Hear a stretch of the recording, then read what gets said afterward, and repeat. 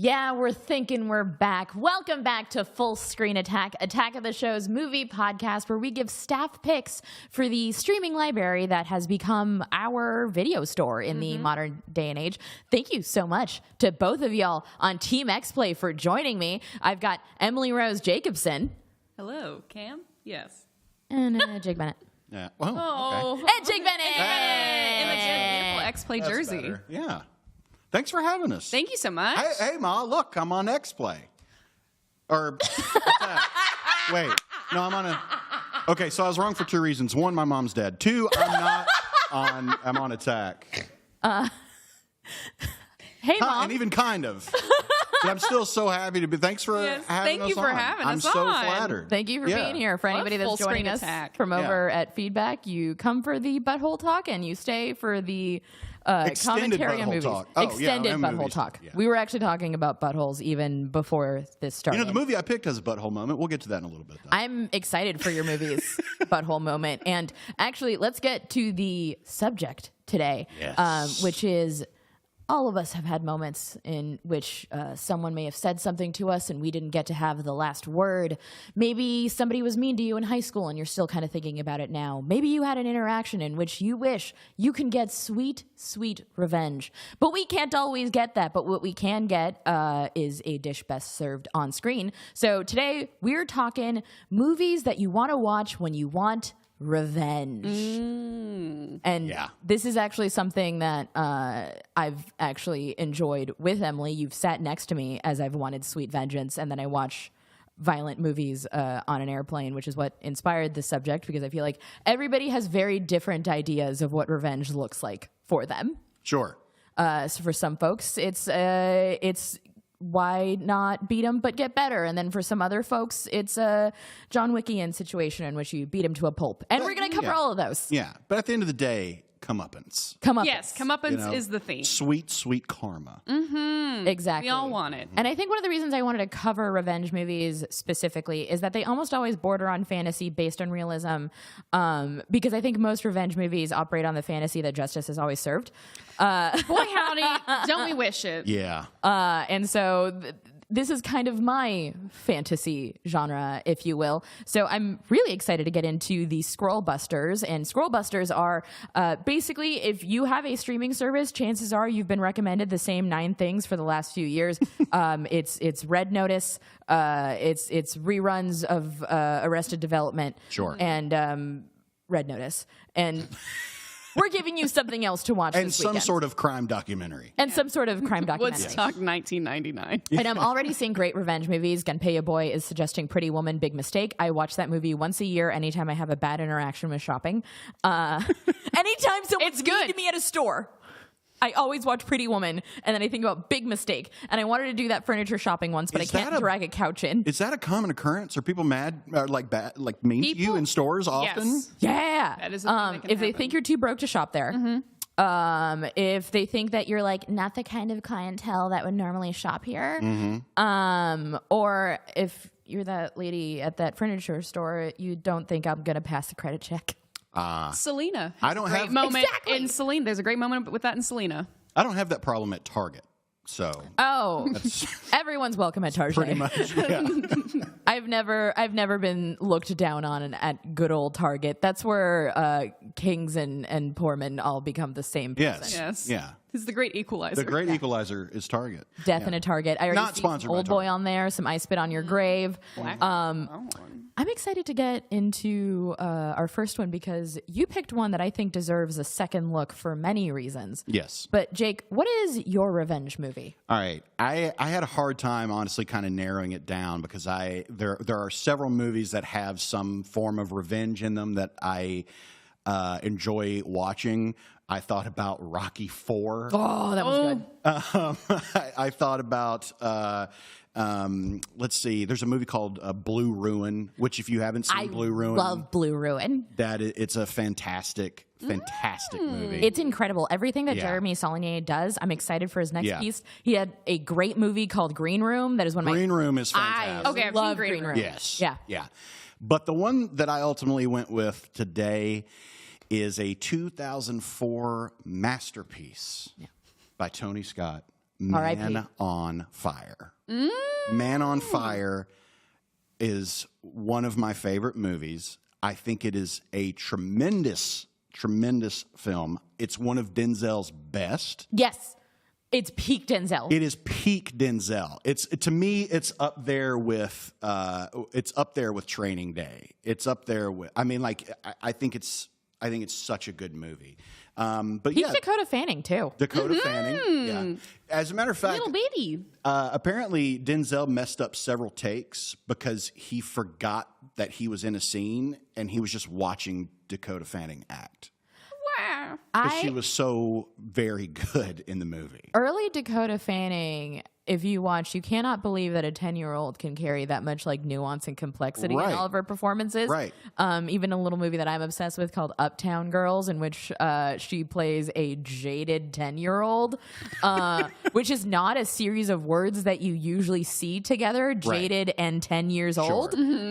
But she's absolutely incredible in this, and she's amazing in Man on Fire because I feel like a lot of the times when you have a young kid cast in a movie role, the precocious teeters on annoying pretty quickly. Yeah. And in this, you can tell why a former trained killer finds his heart again by speaking to her. Now, Emily, have you seen this movie before? I have not. I've seen clips though, and Jake would describe the film to me in detail. Yeah. So, and for any of you who haven't seen it, I'll just kind of give us the brief lowdown synopsis with no spoilers. But essentially, Denzel plays a former like CIA assassin, basically contract killer, essentially. Who just hasn't worked in a long time. Yeah. Question: how do you get into that field? You looking do you for think a you'd career be good at change? it? I don't know. I play a lot of snipers in games. Maybe. You know what? You're very unsuspecting, and I bet you would get into, Trained killer. You'd get into places that you don't belong for sure. Someone I from think the CIA let us know if you'd hire Emily as a trained contract killer. But Yes. she's Yes, a keep former going. badass who's still a Yes, badass. former badass, but he's said by Corporation Go Hunt and but Fight. he's an alcoholic because he's seen a lot of shit. Yep. And he goes down to Mexico City. Yeah. Where he meets his old friend, played by Christopher Walken. Yep. And he's looking for some work, and he decides to give him some bodyguard work because kidnappings in Latin America, at the beginning of the movie, the stat says that there is one kidnapping every 60 minutes. Yeah, that happens a lot in Guatemala, where my family's from, specifically women.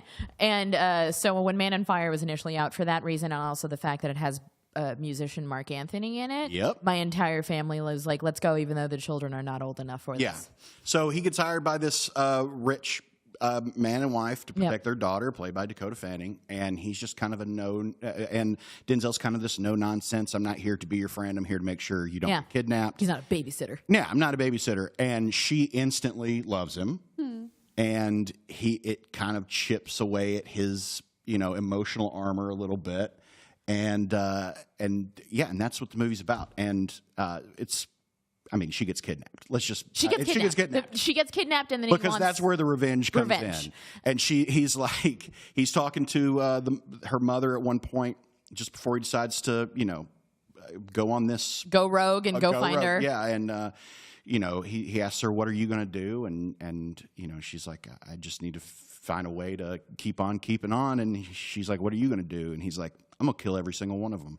Yep. And I'm like, Yes, you are right, Denzel. you are Denzel. Let's go. My God. I think the thing that makes this sit more than just revenge violence movie, which is what it was written off of in 2004, and a lot of people tended to write off Tony Scott, who is Ridley Scott's brother, and he is also no longer with us. Yep. He did amazing movies like one called The Hunger, which is a David Bowie sexy vampire movie. You should watch that. That was his first major movie. I believe so. And then right after that, Top Gun. Days of Thunder. True Romance. True Romance. Yeah. The man has a really good catalog. Yes. But I love his story in which it's not just because obviously he was a contract killer and then he has to be one again because this girl gets kidnapped. But I love the idea of before he did it because it was a job, and then he was doing it. Now it's personal. It's personal. It's love. Love made him be the dude that he had to be before that. And Emily, I showed you a clip. The camera does not stop moving. Sometimes it doesn't work, but a lot of the time it does. Well, and that's his style, though. It's his style. It's very frenetic and just kind of all over the place. And Lots of edits and close-ups. But it very much works. It very much works for this movie. Absolutely. Because the way the camera behaves and the shots are, Snaps in and out. It makes you feel unsafe. Kind of the whole time, except for a few calm moments where it's just him and Dakota Fanning. Yeah. But everything outside of that, it just kind of feels a little chaotic. It's tense. And it's very tense. It's so heavily saturated that you're like, oh, it is such a time capsule of films from the early 2000s. Oh, Yes. yeah. When we were having fun with color, when we were having fun with saturation, when we were having fun with, just getting really wacky into these, it's the new millennia. Everything's gritty. Everything's dark. And You wouldn't download a car. Right. You wouldn't steal a house. A lot of directors have tried that style. I mean, it's very Born Identity. Like you said, it's kind of that time. But, I mean... Not the way Tony Scott does it. Tony Scott did it, I think, better than anybody else. Absolutely. It's something that in the Born Identity I absolutely hated because I am notorious for hating shaky cam for like most choreo because it's like, why would you throw a bunch of dirt on a pretty picture that you work so hard to make?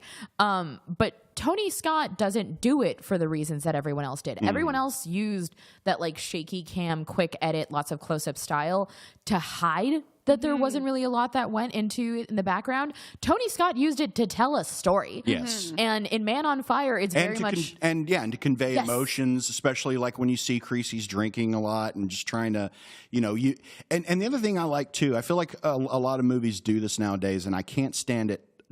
I don't need to know everything. Yeah. Because he has this kind of bubbly scar on his right hand that even PETA, who Dakota Fanning, asks, what happened to your hand? And he's like, it was a birth defect. She's like, no, it's not.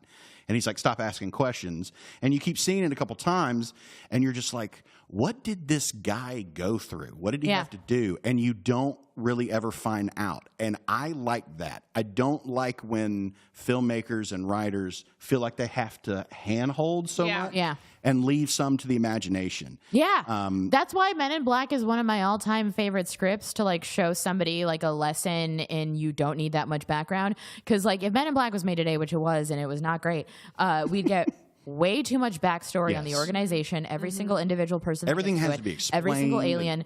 We need to figure out how to like give reason behind it. What's it called? Something of disbelief. Suspension of disbelief. Suspension of disbelief. Respect audiences enough to know that they're going to have that, and we're going to buy it. And the brain fills in the holes, and that's what's the creative fun thing about films is that like what you think what you imagine would have happened to his hand may not be what I imagine may have happened to his hand, and that's what makes films so cool because it's like our minds are doing the work for us. But also, the reality of the story that's told may not even be as good as what our imagination is sometimes. This is true. Yeah. And that's why I think it's important to kind of leave some of that stuff to the audience to interpret. Yeah. Leah Sim 44 in the comments brought up like Brad Pitt's scar in Bastards. Another great example of it. Also, if you have some questions that you want to throw me, Emily, or Jake's way, that's !Q. And somebody said The Nothing Man best MIB sequel was the animated series. Yes, it was. Amen. Yes. There's an That alien birth opening in is it that so was so gross. good. I loved it. So good. Now, okay, Jake, Yes. you mentioned earlier a butthole scene. The butthole scene. There's a butthole scene. Yeah, so I mean, it's again leaving some to the imagination. No buttholes were harmed in the making of this film. Yeah. But there's a moment where basically he gets a corrupt cop because he figures out that there's this group of corrupt cops that are doing this kidnapping ring to make money. La Hermandad is what they're called, the Brotherhood. Yes. And he gets this corrupt cop who is actually one of the people that's supposed to be investigating all these kidnappings. And he takes him to this overpass. They're parked underneath. And he has him handcuffed to the side of the trunk of the car. and he's got his feet zip-tied back, and he's just in his boxers. And he's like, oh, let me show you all these different things. He's like, you see this? This is a detonator. You see this? This is a receiver. This is C4. And this is what criminals use to hide drugs inside their bodies. Do the math. And he's like, all that together makes a bomb, and that is what you have right now in your ass. And he's like, so I'm going to send a signal to this thing in 5 minutes, and you're going to tell me everything you need to know that I need to know in the next 5 minutes. Peak Denzel. It's fantastic. Like, it's amazing. It's one of those things where I feel like sometimes action gets written off as over the top, but at the same time, like, we've got Marvel universes in which Hulks and trees exist, and like it's one of those things where action is partially fantasy. Yes, and it's easy to write it off as over the top, or you can watch it for what it is. Fantasy. Yeah. But also, like, I like that. I mean, yes, this is an action film, but there's really 1, maybe 2 gunfights in the whole movie. Yeah. The rest of it is him tracking these people down, taking them captive, asking them questions, and then just killing them. And I'm like, I mean, which of course he would. He wouldn't be sloppy about it. Yeah. He's effective. He knows how to do these things. He's been doing this long enough. Yeah. But, man, the creativity of sticking a bomb up a grown man's ass. I mean, it's just beautiful. Love you, it's just Tony beautiful. Scott. Yeah. And Man on Fire is streaming on Tubi. On Tubi for free. Highly recommend downloading Tubi if you don't have it. It has just about everything on it, including like IPs that aren't available on other streaming services. Now, when you think revenge movies, most people, like myself, tend to think action or horror in case of like an I Spit on Your Grave situation, or a movie literally called Revenge, which is a French horror movie. Now, Emily, you've brought a movie that is 1000% a revenge film. Yep. It is absolutely a revenge film, but it is not what everyone thinks of when they think of revenge films. Right. And your pick is streaming on Prime for, I believe, a $2.99 rental. Emily, oh, it's on Prime for free. it's on Prime for free? It's on Prime It's Video on Prime for free. So watch it on Prime for free. Emily, what is your revenge movie? Legally Blonde. Yeah, of course you Legally did. Blonde. So here's the thing, because I think the violence revenge.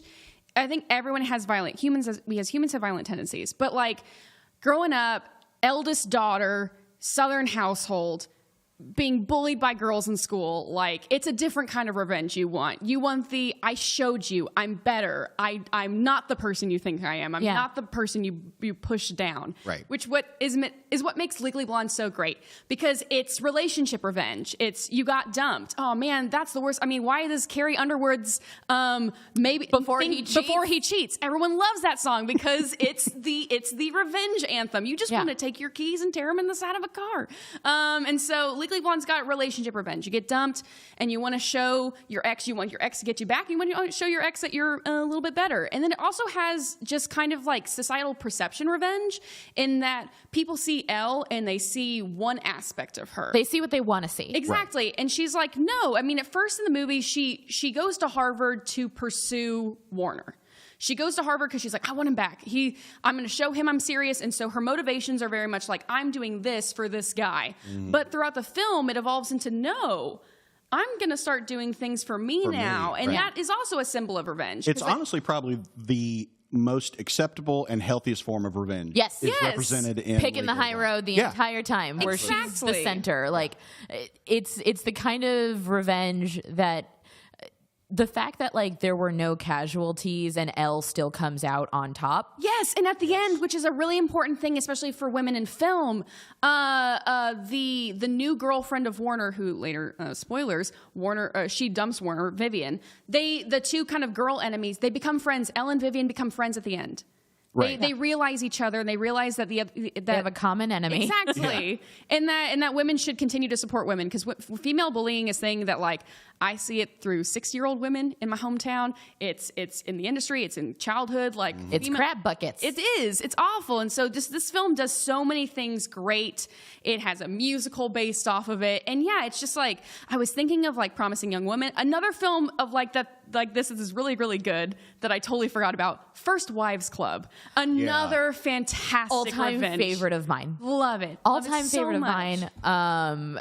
In general, I'm a huge Bette Midler fan, and also like the physical comedy in it. I love it when women get to be Three Stooges. Oh yeah. When you get a little whoop, whoop, whoop, bunk going on. Jake, have you seen the Legally Blonde before? Like everyone else in the known universe has? I have seen Legally Blonde, and I tell you what, I think I would have enjoyed it more if Elle had stuck a bomb up Warner's ass. I mean, I think we all would have. He deserved it. I think he deserved rightfully it. so. Yeah.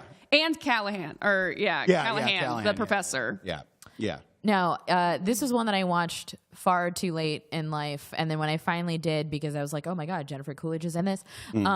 Some people always bring up this movie specifically to talk about how more people should win awards for comedy characters. Yes. And Reese Witherspoon's portrayal of Elle Woods in this, and her delivery of specific lines like like it's hard? What? Like it's hard? Yeah. And also, I have to just make me want a hot dog real bad. That's Jennifer Coolidge from Legally Blonde 2. That was really good. Thank you. That's the one Jennifer I admire Coolidge you line more I can every do. day. I actually worked with Jen Coolidge, and she is the nicest. She is so incredibly kind. She was so cute the other night. Yeah, I worked on a show with her. I was guest starring on it, and a lot of the people in the cast didn't really take the time to talk to me, but she came up and she was like, what you did was so good. Go a little bit bigger so I could react to it more. And then I, would go make a change, and she'd come back and be like, that was so good. It took everything for me to not laugh. And I'm like, that's how everybody in this industry and in every and that's also what makes her a good performer too. Yes. Yeah. She has impeccable comedic timing. Yes. And I saw it scroll down, but somebody said, is Troop Beverly Hills another good example of like beating them by becoming better than you? And absolutely yes. Edie Patterson. Yeah. And I had also thought about Waterboy as a revenge movie. You pitched this, and I think it's a brilliant idea. Why would you pitch Waterboy as a revenge movie? Well, I mean, really at its core, that's what it's about, right? I mean, Bobby Boucher wants to get back at his old coach. In a way, he wants to get back at his mom for sheltering him and showing that he can be more than what he is. But also, Coach Klein wants to get back at the other coach as well. Other coaches. For stealing basically his manhood and everything that he is and was, his creativity. And Waterboy's a revenge flick. Yeah. Absolutely. I think as long as something where I think you touched on it earlier, comeuppance is the big thing. And as long as someone comes out on top, whether that is an improvement of self, a revenge on another person, whether it be violent or whether it be an opportunity, job, entrepreneurial. That's a word. Entrepreneurial. My southern accent got it all twisted up in my mouth. But yeah, I think it's just that sense of comeuppance, because it's like you said, Vanessa, the world isn't fair. We want it so. I'm a lawful good at heart, even in the real world, and I want life to be fair so badly. So it's like these films are such a release, because it is that fantasy aspect of just like, oh yes, the bad guys got their due diligence, and the good guys saved the day. Yeah. No, I absolutely love Legally Blonde, and I think even though I watch more violent things normally when I'm feeling it, I think Legally Blonde is the most true to form, because anytime anybody's ever been a dick to me, the greatest revenge that I can live is just by continuously living the life that I have. Yeah. Exactly. Yeah. Keep chugging, keep making it. They Best can't stop is you. Your paper, and my paper happy. Anyways, my next movie that I picked is a revenge movie that Emily has literally watched me watch on an airplane. I think you've now seen me watch it 3 times whenever I'm just I need a bloodlust. I need to have the frothing taste of anger in my mouth so I can take on this day. And it's a movie that's also one of my all-time favorite franchises in the universe, and that is John Wick, which is streaming for rental services. Now, my favorite John Wick movie might be the third one, because I love my boy Mark Dacascos. He plays the assassin that's also kind of a John Wick fanboy. But the first one really is as good as you can get for me with a revenge movie. Oh, yeah. Oh my gosh. You've both seen it. Yes. I remember watching it for the first time and realizing, oh my God, this is going to be my entire personality for the next few years. The way you watch something as a kid and you're just this is going to take over and consume me. Oh yeah. But I think it's so much Keanu's performance in that, and specifically that he's not really rescuing anything. He's not really getting anything back other than his car, but he is getting his. Yeah. No, you mess with the wrong dude, the movie. It's you stepped on the wrong person's coat that it's day. Fuck around and find out the movie. Yes. Yeah. Yeah. And they found out. But also, our movies are very similar. Yeah. John Wick is just Man on Fire with a dog. It's just Man on Fire with a dog, which, by the way, I recently watched this movie again because I like needed some hate in my heart. And I was going to show it to my mom. And I was like, Mom, have you ever seen John Wick before? And she was like, yeah, I've totally seen John Wick. So we get to it and the dog dies and she is devastated. And I'm like, I thought you saw John Wick. And speaking of Denzel, she said, oh, no, I confused it with John Q. Which is a great Denzel movie. Great though. Denzel movie. It's not John Wick. Although Revenge Against the American Healthcare System, though, kind of is a good theme. So I mean, was that the one? Was that the one with his child has the enlarged heart? Yes. Oh my gosh, that film broke me. So maybe a little bit. Yeah. Maybe a little bit of revenge. I love John Wick specifically because not only does it cover like revenge in a way that I really enjoy, but it also has this great like old guard versus new guard element to it that I think is never really discussed that I wanted to bring up here. Because most people bring it up specifically with like the Russian gangster's son. Right. And him being like a dumb little piss baby that doesn't really understand the rules that are currently in play or like what anything is, where it's very much like someone before him created an empire and he has no idea what that empire is or what it means or like what happened to get there. But he's entitled to it, so he's just going to play with it. Yeah. And he doesn't know what John Wick's role was in this and makes that fatal mistake. But he's not the only one that does that in that movie. Right. Because you also have Miss Perkins, who doesn't know why the rules of the Continental exist or what other assassins before her had to like create this system for survival. And so you have this especially like satisfying just desserts of these two specific entitled characters for different reasons who come in with like no idea of the universes that they're in and then step on anything. And Ian McShane delivering the lines, Miss Perkins, your membership to the Continental has been revoked by thine own hand. Oh my gosh, Ian McShane. And speaking of the suspension of disbelief in worlds that we don't need to have overly explained to us, the Continental. Holy cow! I just want to like play in an RPG in that world. I want to write fan fiction in that world. It's so fun. It's so creative. Like all these assassins just live here and they have these coins and you check in and you check out and you don't mess with anybody's business, but like you're friends, but you're not friends. It's just like it's so cool. Yes. On top of the fights. That's what I really appreciate about this movie and movies like it, and it goes back to, like you said, where you don't over-explain. Yeah. You let people figure things out. Showing, not telling, is one of the biggest rules in screenwriting and storytelling. Yeah. And John Wick does such a tremendous job of that. And I love. This is why video games are so great. I love this in movies and television shows. But world building can be so important. You can feel so much depth in a story and in a world without knowing very much really at all. And that's what's so good about John Wick. That's one of the things that's so good about it is it feels rich. It feels hearty. Yeah. You know, like it really, if you explain it to somebody, you're like, a guy goes on a killing spree because someone shot his dog. Yeah. Like when you boil it down, you're like, that's what the movie is. But it's so much more packed than that. Yeah. It does a great job at the beginning of building this world because you get other characters reacting to John as opposed to like John being like, so this is my story. I guess you're wondering how I got the here. story is told through like, why are they scared of him? Oh, this guy has this reaction to him. Exactly. Where he's like, you messed with John Wick's car? Oh, that's the Baba Yaga. Right down to like the cop that comes to his door and it's like, hey, John, see that you're working again. Yeah. And you have an idea of like how much this universe knows who he is and like what life he's built in it. Yeah. And it feels in a way to me like a modern Western. Yes. It's kind of the vibe because he feels like this gunslinger that retired. Put his guns away. Put his guns away. Coming back into town for one last it kind of feels like Unforgiven, which is kind of another great revenge flick, by the way.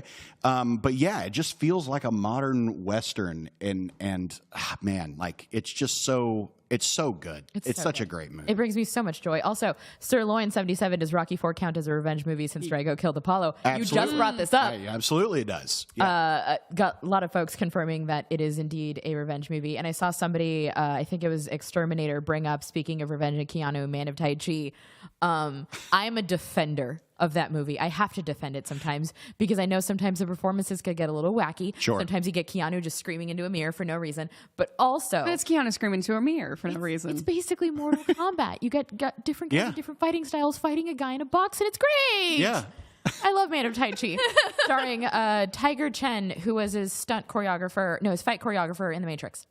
Oh, that makes sense. My brain is just all kung fu guys. Sure. And that's all that really lives up there. But those are our scroll busters. That is Legally Blonde. I almost said Man of Tai Chi. It's not that. Legally Blonde, John Wick, and Man on Fire. Yep. Those are what you're going to watch this weekend if you are looking for revenge. And speaking of, or what we watched this week was picked through our Slack, and that's Christian Hume's pick, which is a movie that I've been wanting to pick anyway, and I'm happy somebody else did, and that is RRR, Rise, Roar, Revolt, directed by S.S. Rajamouli. Yes, it's 3 hours long. Yes, I've seen it 3 times. I've seen 9 hours of RRR at this point. Yeah. Now, you both watched it for the first time, so I'm interested to hear both of your reactions, because they might be different. Yeah. I'm just laughing because all of a sudden I get a text from Jake that's like, the first 40 minutes are just a cold open. The first 40 minutes of the movie is a cold open. My theater went berserk. And yeah, so let me start. Go. Let me start with this. I started watching this movie and was like, what the hell did Vanessa get me into? Now, I have limited experience with Indian film, and so... But it's kind of its own world. It is kind of its own world. And so I was like... But I went into this literally only being told this is a 3-hour Indian revenge movie. That was the only information that you gave me. And considering you picked John Wick and I picked Man on Fire, I'm expecting something like that. Okay. Yes. I start watching this movie and I'm like, what is happening? What is going on with this movie? There's a lot. And it just continued. It just continued. And I had to like rewire my brain a little bit while watching this. And after kind of figuring out what this movie was and kind of rearranging my expectations a little bit, I have no notes. Right? If you had come to me and said, Jake, this movie is Captain India and Hindi Hawkeye, I would have been on board. Yep. It is a spectacle. It's Indian Avengers. It is Indian Avengers. And once of the level of Marvel chaos. Because I'm like, this dude... And dancing. This dude just swung a motorcycle overhead. Yep. Like, I'm like there were nunchucks. Yeah, and I'm like, what the fuck am I watching? I was like, I couldn't figure this out. And I was just so confused. And I'm telling Shauna, who would come out every now and then, she's like, how's the movie? I'm like, I don't know. I'm trying to figure all this out. And by the end of it, she was sitting down on the couch with me, and I was like, sure, absolutely, all this should happen. Yep. Like, it's madness. It buys your suspension of disbelief so fast. Mm-hmm. Yeah. Like, within the first 10 minutes, it gives you an idea of, like, there's some fantasy elements to this. There's some inhuman bordering on superpower Sure, and that's what I was a little confused by, because I was like, well, now wait a minute. What if John Wick was Hercules? Yeah, and that's what was really throwing me off. But yeah, by the end of it, I was fully bought in. I was kind of laughing like a kid, just being like, sure, what else is going to happen now? It gives you this kind of like, Emily, I don't know if you had this on your first watch. I'm excited to hear your thoughts. Yeah. When you like see a movie when you're young and you're like a little bit too overstimulated from it, and you're just kind of like punching and kicking your way through the movie theater lobby. I forgot the day that it happened after that movie. I was like, wait, is today still September 14th? My grandmother died today. Oh, that's right. Because it's such a transporting movie. It's such a movie that like takes you out. Even though I was watching it on my couch in my apartment, I felt like I was not there anymore. For those 3 hours, I was not in Burbank. I was in this very fun fantasy kind of take on the kind of the history of India, and especially with its like independence and whatnot. Yes. And speaking of fantasy, the costuming in this movie cracked me up so hard. Mostly for the British white folks, because it was such it was all over the eras. At one point, like the second white lady you see, she's in this like very modern hat and 2010 big round sunglasses. Yeah, she looked like she was going to the Kentucky Derby. Exactly. Yeah, and very like Kentucky Derby. But like in like 2005. And Right. I was just standing there, I was like, didn't have sunglasses like that back then. And then that's when I was like, oh, even costume-wise, this is like a fantastical take on things. Also, I think you said earlier, someone mentioned like nobody was harmed, nothing was harmed in the making of this movie. All the CGI warnings at the beginning of the film are my favorite. Somebody said in chat, in the first 15 minutes, a wolf is thrown at a tiger, and thankfully, no animals are harmed. That is CG. They're all CG animals. OMG, please don't ban me. RRR is a live-action anime, darn right, correct? Yes. 100%. Tigers are thrown. There's romance. There's dancing. There's two men rescuing a child by throwing themselves over a bridge, and one man covering himself in a wet flag to protect himself from the flames. It was like if you asked Kevin Feige to remake Moulin Rouge in the Marvel universe. That's a little what it felt like. I'm like, because there were parts starting out where I'm like, I know where there's supposed to be revenge, but where is the revenge? Because now we're dancing, and I'm unclear. Fantastic, and it was. I mean, I was sitting there watching. I'm like, this is fantastic. Like these guys are incredible. We're in a dance battle now. But where are the butthole bombs? Where are the like that? You know, I'm expecting like, and then you get the arm rip-offs. It completely. Like I said, I felt like I had to rewire my brain while watching this to fully appreciate what this movie is. I think for me, the two big things that this film does masterfully well is repetition. Repetition of visuals, repetition of like fights, like he they're trained. You see them training, and I believe it was Raham is standing on the shoulders of Beam while he's doing the squats. Oh yeah, and then later in the film, it becomes Raccoonie. He goes Raccoonie everywhere. Can we talk about the poolless chicken fight at the end of the movie where he's just that was a madness with the flaming arrows, arrows, and then they got two rifles, and he puts them down, has him reload, and I'm like, yes, absolutely, no notes. I saw it in a theater, and my screening went absolutely nuts because a while back when Parasite was getting the acclaim that it rightfully deserved, there was a conversation in Hollywood about movies, and specifically like why we should get used to watching more things with subtitles, because it benefits us as moviegoers because we get to experience new things. Yes. And as there's so much good film out there. Exactly. And I've been somebody that was very naive to most like Indian cinema, and folklore stories are something that I'm not a stranger to, being like a huge Kung Fu fan. Most Kung Fu movies are about a folk hero named Wong Fei Hung. There's like 13 different movies about Wong Fei Hung. And like in the US, we've got a billion different movies about like Wyatt Earp and Calamity Jane and Wild Bill Hickok. And seeing this and like opening it up to like a different culture's folklore, but also a different culture's movie style and something I had never seen before, this makes me want to dive into more that's like this. I highly recommend Bride and Prejudice. Oh. It is a retelling. It's a Bollywood retelling of Pride and Prejudice. I had to watch it in middle school. It is a joyful time. Bride and Prejudice. Bride and I'm Prejudice. Gonna check this out. Bride and Prejudice. But I had never seen anything like this before.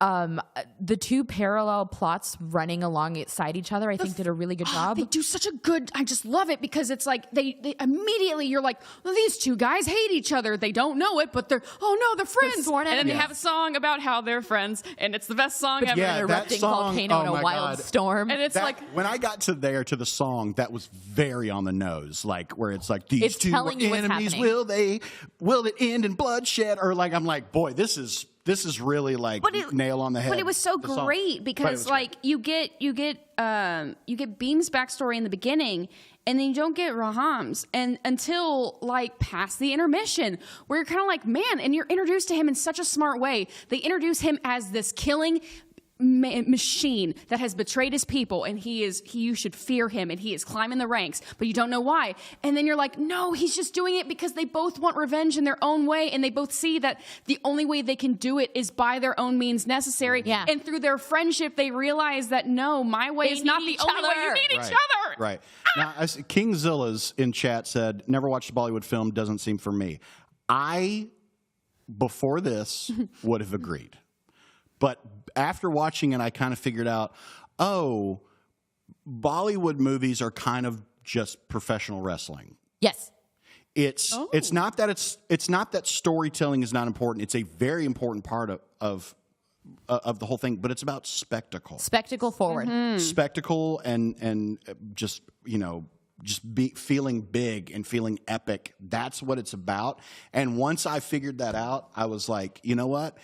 If there was a sequel, I would gleefully watch this movie. Easily. And I feel like it's the kind of thing where a universe was sort of teased in terms of like it's pulled from like actual Sanskrit texts and there's actual nods to it. And I feel like folklore, which by the way, I was looking up folk heroes for different like countries to give examples, like, Wong Fei Hung and the other folks that I mentioned. Ghostface, no, not Ghostface. Old Dirty Bastard is listed as a folk hero for the US on the wiki for list of folk heroes. It gives no reason why, but I agree with it. Explain how? It didn't say how he's a folk hero. And ODB this is literally on a list where it was like Calamity Jane, Wild Bill Hickok, sure, Wyatt Earp, Old Dirty Bastard. Old Dirty Bastard. Sure. And this is on a list of folk heroes. Yeah. And for like every country as well. Sure. So like different countries like revolutionaries. Paul Bunyan. Well, was Paul Bunyan real? Was that a real guy? Was that real? I don't know. Let's assume Paul Bunyan's real. I don't think that man's real because he had a big blue ox. Well, actually, Chad is explaining it. It is simply because Wu-Tang is for the children. And ODB is a god. Wu-Tang is for the children. Actually, my husband's in the chat, and he said it's because he saved some people from a car accident and then vanished, and I forgot that story. That's hero material. ODB did pull some people out of a car accident and was like, don't tell nobody, and then disappeared. What? We need more ODBs in this world. Did he cause the accident, and that's why he told no one to? And then No, he was like, you don't gotta like tell the media or anything. I don't gotta like do an interview about this. Like, I'm just happy to help. Just doing my due diligence. Danny Trejo did similarly in the list of celebrities that save people from Danny car accidents. Trejo, I buy as a folk hero. ODB's got me confused. He's a legend. He a legend. So. Wow. One thing I found really interesting about this movie specifically is that while we get a lot of like these fantasy elements, like the dance sequences and the songs and things that are a little bit more like sparkly fantasy elements, similar to Man on Fire, it gets unexpectedly gory. Oh yeah. Yeah. With that, like, it was essentially like a cat of nine tails, that whip that had all the spikes on it. The whipping scene when he starts singing, because Beam is literally a representation of force of nature. And I've learned through this movie and through research that naming a character Beam in India is similar to like us naming a character Hercules in terms of it like being shorthand for like mighty. But like that scene in which he like rallies the people was literally like the Les Mis scene of this moment. Yeah. 100%. But yeah, it was very.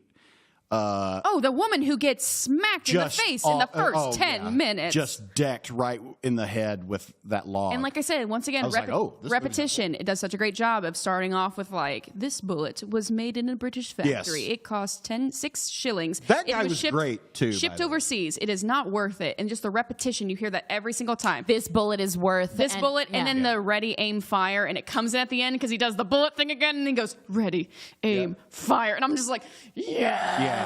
Yeah. And it like, did a great job of that. It very much feels like legend and folklore, the way like this character is shown as like this expert marksman from childhood, and then in the end it doesn't even have to be a gun, but also so similar to other movies. He's literally Hawkeye. He's Hawkeye. Yeah. He's literally Hawkeye. Yeah.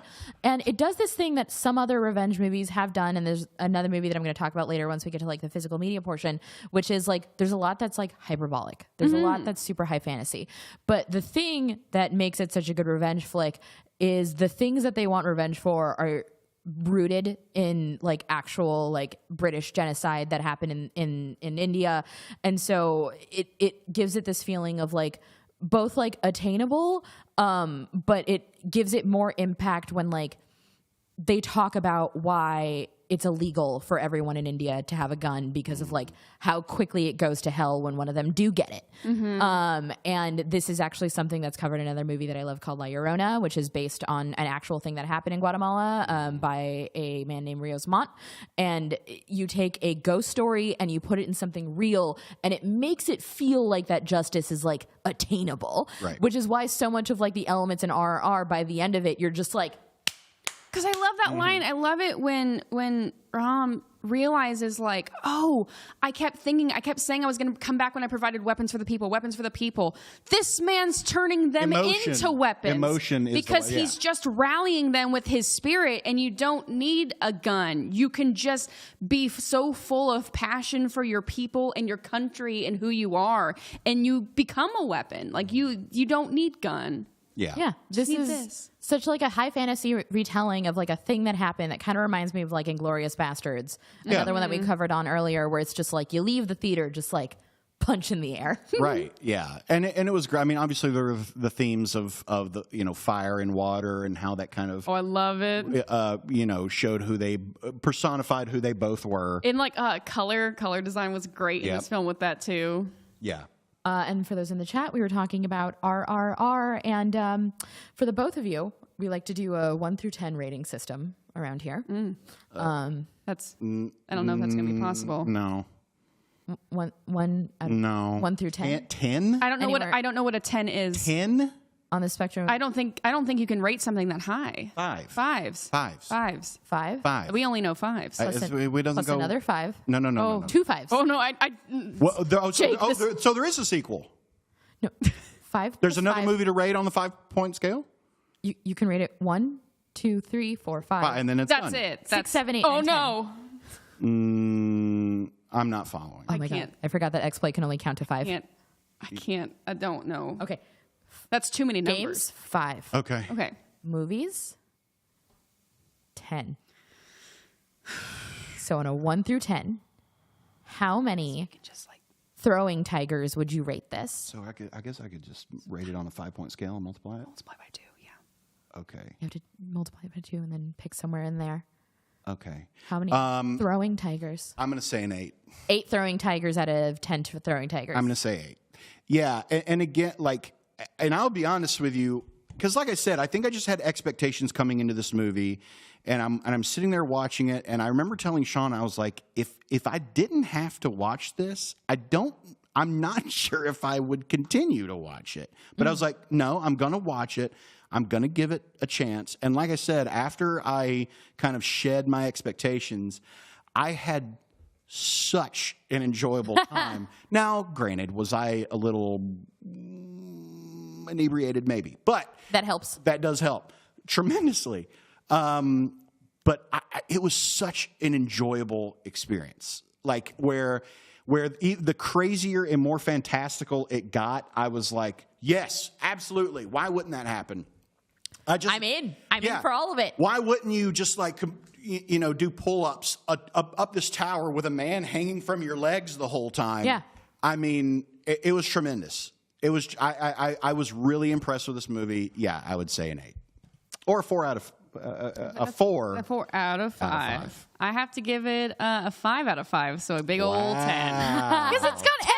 Throwing tigers. 10 whole tigers. I mean, it's just got everything. It's got just this also too. Just like you don't see. I love seeing good, emotional, honest relationships between two male characters. Oh, absolutely. Breaking down that masculinity barrier. Yeah. And just they have wants, the turns on each other, they fight for each other, the dancing, the heart, the laughter. And that's what I was telling. It's just so much fun. It's like, this is what films are for. It's supposed to be just like I said, like I came back and I was like, oh my gosh, I'm on my couch in my apartment after 3 hours. I was fully transported. And to me, like that's an example of good cinema. Right. And that's fun. Yeah, man, it was such a fun movie. I mean, I was telling my girlfriend, sorry, ladies, and some guys, but I was like, I've never seen a buddy revenge flick before. You know what I mean? It's like, sure, you've got buddy cop films and buddy action films. I've never seen a buddy revenge flick, and I was like, why aren't there more? This fantastic. Immediately made the entire genre make sense because a lot of the times, similar to like movies that we love, like John Wick or Man on Fire, it's very much like an isolated, solitary experience. But like the second you take a back and forth in which two dudes realize they have the same enemy and it's fighting like the same fight, that is why it gives me, and for all of its spectacle, a 10 out of 10 Throwing Tigers. Please watch RRR on Netflix. I have one question because we got in a debate about this when we were watching it. Rom, better with the beard or the mustache? Mustache. I have such a hard time, but I think mustache. His short hair and his mustache. Wait, I think I actually like the beard. Well, I mean, he looks great both, but I was just like, oh my gosh. And then when he was like trying to hook his friend up and then they were doing the dance and I was like, Rom is a babe. I love Rom. Rom, here's what I thought. Rom looks better with the beard, but looks more badass with the mustache. Yeah. With the mustache, he's like a weapon of mass destruction. Oh yeah, with the mustache, I was like, yeah. That when he was like that at the very first fight, beginning, oh yeah, I was like, he's spooky. This is a bad. But I tell you what, he got the beard, and I was like, I want to take him home to meet my parents. Oh man, you stick any man with like clean hair, like just like shaped hair, a button-up shirt, rolled up sleeves, and suspenders and pants. Yeah. That's the secret, guys. That's the secret. That's the No, the second I saw Rom on stream, I was like, I'm drowning. Help me, I'm drowning. Help me. I'm drowning. Can help? Auxilio. Oh, the laptop only got a little wet. A little bit. Well, it's not the only thing. All right, so there we go. Basement flooded. RRR, a feast for the eyes. Yeah, and Beam like was viable as a teddy bear that would just murder you as well. I thought those two were tremendous. I thought they were so very good. They were great actors. I bought everything that they did. They were great. I have nothing but great things to say about They committed to everything. And as wrestling fans, kayfabe is everything. 100%. And they were never too good for that movie for 1 second. Not for 1 second. They gave everything. They bought into it entirely. And they were tremendous. I mean, and like they are so tremendously in shape. I mean, first of all, Ron, I was like, damn, when he's going off on that boxing, on that punching bag. Oh man. I was like, good Lord. But both of them, the dance scenes, holy shit, their cardio is... It's Gene Kelly levels impressive. It's insane. It's absolutely insane. I think this is one of my notes from when I was taking down notes during the movie when Rom was punching up on that punching bag after he didn't get the promotion. I said how I feel when I don't get a promotion. Emily just comes in jacked overnight. Yeah. You know what? Somebody sent me a Photoshop of a very muscular Emily, just the buffest Emily, just like when SpongeBob and Patrick got super jacked. Yes, but Emily. I'm thinking of that toy in Toy Story that just had, but with Emily's head on top of it. Just like Emily's tiny little head on a big buff guy body. Exactly. I want that energy. Amazing. I'm going to get into a few chat questions before we get physical media segment. So this first one comes from Travis Guag. Is Kung Fu Hustle a revenge movie? Absolutely, yes. Yes, 100%. One of my all-time favorite movies ever. I love anything that's like a meta thing on a very genre thing. But it's also absolutely excellent. Stephen Chow is one of my favorite directors for that reason, and the fight choreo is gorgeous, and the comedy sells, and the characters are so interesting. I think I want to be smoking landlord lady for same a Halloween at some point, just because that's an energy that I try and take into my day-to-day. Absolutely. But yeah, Kung Fu Hustle is absolutely a revenge movie, and an amazing one at that. Troy of Athens wants to know, is Taken a revenge movie? Is it a revenge movie or is it a get stuff back movie? I mean, he's it's kind of like it's Man on Fire, but like it's Man on Fire, but like I don't know. It's more like Liam Neeson gets his groove back essentially because he's not a great dad, right? And it's more like I will fight you. I think it's a revenge movie. Set of skills. I definitely think it's a revenge movie. I mean, anytime someone you love is taken from you, the last level of Last of Us. I mean, I feel like it's such a trope, which is like begrudged man learns to love and cares about something when given small ward. Right. It's my favorite type. It's my favorite genre. I do like Little Ward, Big Scary Thing. It's one of my Logan. favorite It's The Looney Last Tunes of cartoons. Us. It's the Warner. It's Big The Dog, Walking Little Dead. Cat. Telltale. Yeah. Yeah. Roger Rabbit and Baby. Sure. In the cartoon that exists in the universe. Not actually Roger Rabbit, but in the cartoon that exists in the universe of Roger Rabbit. It's Big Guy, Little Baby. Exterminator 13 wants to know, have any of you ever gotten revenge? Have I? Well, I mean, I've definitely had my like big mistake moments. I would say maybe the best long-term revenge I ever got was at one point earlier in my career, someone that stole my idea ended up working for me in a situation, and it was really exciting to watch them come to work and realize that I was their boss. Oh, that's fantastic. That added 10 years to my life. 10 years to my life in which I was just like, ha ha ha, I get to be John Wick today. Maybe that's what my God is. Maybe that's what my higher power was. Was real-time comeuppance that I'd previously only thought it was fictional. Have I gotten revenge? Not that I can talk about legally. There's a statute of limitations to Jake's. Yeah. Exterminator 13, if we don't have an answer to that, also asked, is every Adam Sandler movie a revenge movie? All right, so we got Waterboy. Happy Gilmore, yes. Billy Madison, yes. Mr. Deeds, kinda. For the Son of the Maid? I don't think Maybe. 8 Crazy Nights. 8 Crazy Nights? Maybe against everyone. More like a in his redemption hometown. story. Redemption. That's more Rather than than revenge. But we got a couple of theirs that Reign definitely... Over Me? It's a revenge flick against 9/11? I don't know. Punch Drunk Love, revenge. Right, yeah. Against Yeah. dialogue. Spanglish. What happened in Spanglish? I don't know. I don't remember. I've got to think of more Adam Sandler's movies than that. Grown Ups. Familial. Yes, it was a revenge flick against decency. Was Grown Ups. Yeah. Oh, Uncut Gems.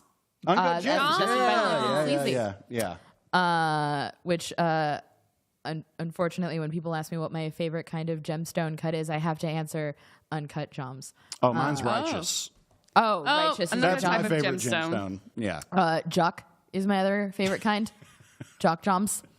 Love me something that gets me hyped before a sports game. So now that we're through the movie that we reviewed, we're getting to one of my favorite segments on here, which is not hard to do because we only have 3 segments, really. And that is a segment I call Let's Get Physical, which is where I beg you to buy a thing that I think deserves to take up precious space in your house, because physical media these days, it's kind of a choice between like, how much space do I have in my home versus can I find it on streaming kind of easily. But with things like the HBO Max debacle and just in general IPs coming in and out of streaming all the time, We can lose media at any moment. at any second. And additionally, I like the extras that it used to come with, and I think a lot of things come with great extras now. What are both of your relationships to physical media? As I continue drawing off here. Ladies first. Okay. I grew up in a home where, we had a lot of DVDs. And I think on your topic, Vanessa, it's really tough, too, to also find, like, a player.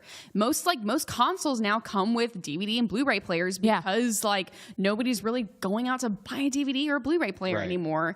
I was in a relationship with someone who was super big into physical media, and I 100% understand why. He was into collecting physical media, especially 3D films. 3D is very, very hard to come by. In most times now, you have to get 3D films like from across the pond in Europe if you want to get them on a release. But then sometimes you won't read the disc because the disc isn't localized. I know for me, it's much more region locked. Exactly, Right. It's stupid. For me, I love collecting. I say if you love it, have a physical copy of it, because like we said, we don't know what's going to happen in this time. We don't know what these streaming services are going to do. If it's going to be like the Disney Vault is a great example. That was also like that was hoarding of media before we even had streaming. It was like coming out of the Disney Vault. It's Snow White on a big VHS. Oh yes, I have all this. Oh my gosh, we love the big old boxes. I know for me, I love collecting video game steelbooks, especially because steelbook the art comes with so much. Canyon Wilson in the chat also still prefers physical video game releases. Yes, because it's just so nice. Like today I was seeing the Assassin's Creed Mirage steelbook, and I was like, man, that's a nice looking steelbook.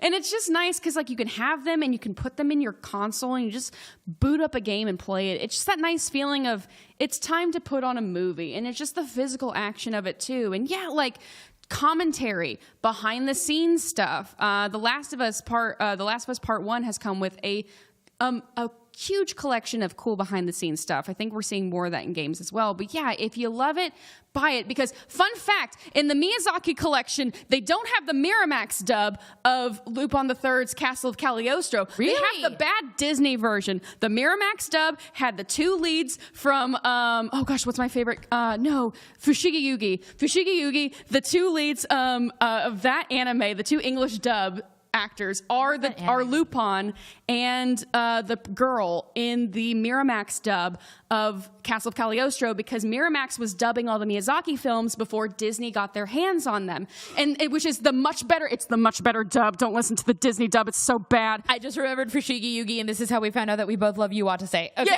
Yes.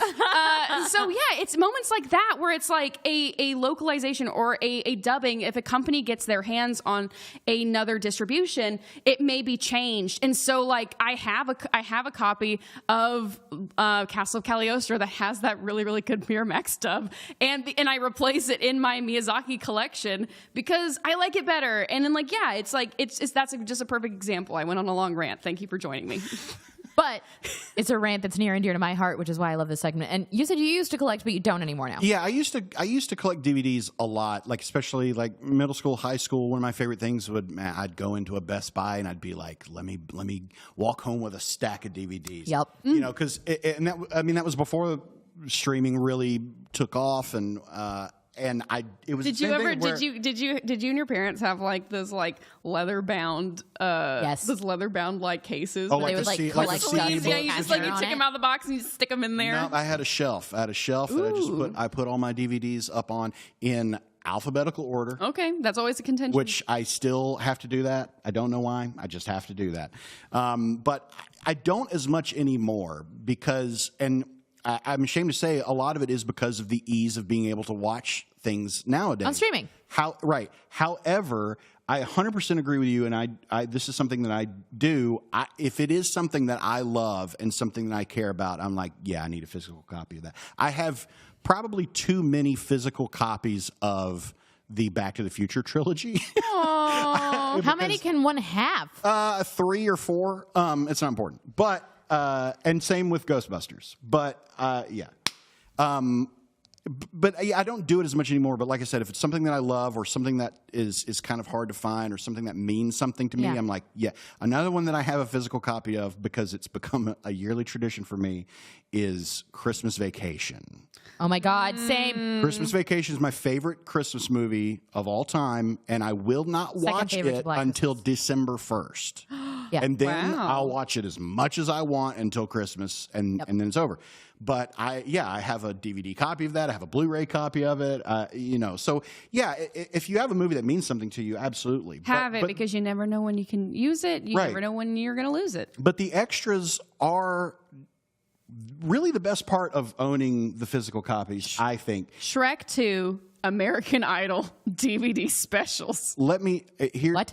There was in Shrek 2, if you on the Shrek 2 DVD, they have the Far, Far Away Idol, and they have a whole selection, and Simon Cowell's in it, and in all his DreamWorks glory. And it's a American Idol competition with songs not from the movie of all the different characters doing sing-alongs. Oh. Right. I had no idea that. One of my favorite things I discovered from a physical copy: go grab yourself a physical copy of Tropic Thunder and watch it with the commentary, because it is Ben Stiller, Jack Black, and Robert Downey Jr., who does not break character. Absolutely not. What? Until the end of the commentary. Really he is in character for the entire commentary. He's doing the Lincoln Osiris voice the whole time, man. He's talking like this the whole movie. Oh, Jack, you over my there God. I'm immediately buying that for that reason. It's the best. It came out of nowhere, but yeah, just like he says in the movie, I don't break character until the DVD commentary. And he doesn't. And when he changes back into Kirk Lazarus, he goes into an Australian accent in the commentary, and then he's himself after. But the whole time he's in character, and it's fantastic. I'm absolutely watching that. It's fantastic. Highly recommend doing the same for anything Arnold Schwarzenegger is in, because it's mostly just him being like, "Look at my muscles here." Yeah. This is I was really working on my lats at the time. Yeah, it's amazing. Yeah. So my Let's Get Physical, I'm begging you to buy this of the week. It's not actually out yet, but it's currently up for pre-order, and it's going to release October 18th. And it is La Llorona, the movie that I mentioned earlier, but not any of the ones that you're thinking of. It's the one directed by Jairo Bustamante. It's about an actual thing that happened in Guatemala. In this case, the character is Monteverde, but it's based on like an actual man named Rios Montt that basically like led an indigenous genocide. But in this case, place. We have a ghost out for revenge and hell-bent on torturing this family. Yes. It is very well done. The actress that plays her, amazing indigenous actress named Maria Mercedes Coroy, she's actually going to be in the upcoming Black Panther movie. Yay! Playing Namor's young mother in early flashbacks. She is outstanding in this. Like, the thing that she reminds me of, because she's this like beautiful haunting presence, is Tomi in all of the Junji Ito stuff, as this just like haunting ghost of a woman. And it comes with a documentary on the making of, a new interview, some commentary tracks, a 2K master. It also has this great new cover, Criterion Collection, October 18th. If you haven't seen the movie, highly recommend picking it up on there. I would also buy it physically because it's only on Shudder. And while I love Shudder, I can't watch it in Central America. And all of my aunties watched a horror movie for me. It is fantastic. Cannot recommend it enough. And thank you to the both of you for joining us today. I had an amazing time with y'all. Thank you for having us. This was great. I learned about new numbers today, and we never stop learning. Oh yeah, that it goes 1 through 10. Yeah, it goes 1 through 10. That's a whole up to 10. It's a whole nother 5-sided number. I still don't score follow. something on. We'll go over math later, but thank you everyone for tuning in to Movies You Watch When You Want Revenge. Now, our subject for next week is one that I'm also a novice to, similar to our fantasy episode, but it's musicals, and not just musicals. Specifically, musicals you put on when you need to feel better. Because fall's coming around, we want to be cozy. Sometimes you need a little emotional Band-Aid, and that comes in the form of musicals. It could be anything from Repo to Singing in the Rain. Who knows, based on the guests that we have coming up next week. So start sending us your picks for that, because I love hearing about it. We might even pick one to watch. Send it to us on the G4, Discords, Reddit, all what have you. And I love you all so much. Have a great one, and be excellent to each other. Bye. I'm still damp. Who said Phantom of the Paradise? Whoa. Guys and dolls.